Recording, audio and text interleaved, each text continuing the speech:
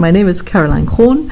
I'm from Germany. I live in close to Frankfurt. I've got my company in Frankfurt, the Wirtschaftsdiplomats, and I've founded this company about 6 years ago. And it's still alive, even though there were quite a few people who, tried to encourage me not to do it, because obviously having a company is something that is quite a challenge. I think everybody would agree to that. The fuck up that I choose to talk about today is one that is actually still occurring, because it's always a very big danger if you're dependent on, a job that's being offered to you or that you're entrusted with, is that if you're independent and you try to establish yourself in the market, you tend to do a lot of things for free. And sometimes you find people who work with you and you say, okay, look, when you're convinced of whatever you do, then you can do it for free as long as it's going to be successful. And once there is a success, then there's going to be some kind of a success fee.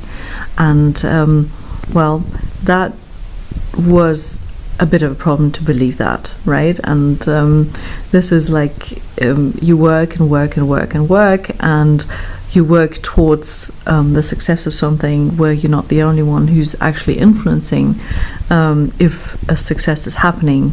And if you're not the only one, but you take the whole risk, then what can happen, and what does happen, is that you never end up getting the fees that you agreed on, because if it's a mutual endeavor, then everybody's having an equal invest in the best case. And what you have to do, if starting a company, is always to try to find out, is there a fair distribution of risk? Is everybody equally as responsible for the success?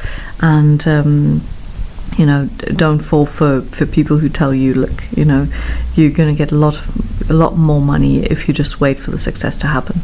So I did that. I lost a lot of money because I strongly believe that when I'm just showing enough hard work and enough thought and enough commitment to the projects I had, then this would happen. And I'm not even sure I can give you a concrete case of this that we can look at and say, okay, this is what happened at that time, because it actually still happens so very often that you come up with something with a service that you deliver, and then part of the negotiation always seems to be how much do you want to put into this, why do you want me to buy your product?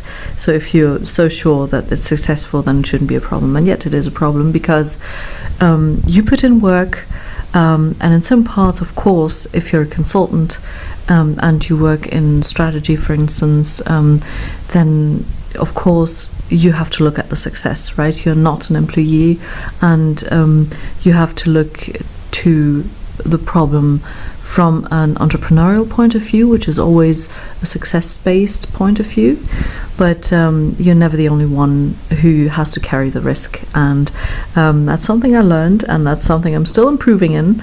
There are various solutions to that where you can find your way in the middle, but this is quite a fuck up if you don't, and if you find out that your customer is somebody who's looking for advantages and not sharing risks or possible disadvantages. So that would be the fuck up I would like to talk about.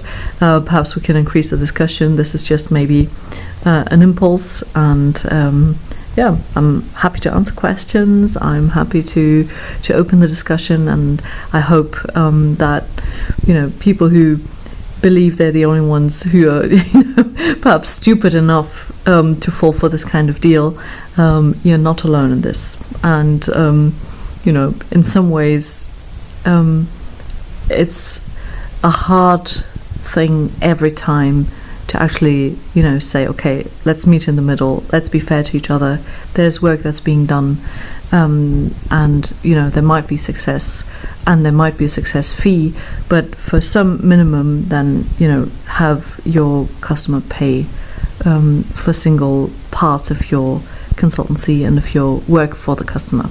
That's the advice that I'm giving to myself and to you. Thanks.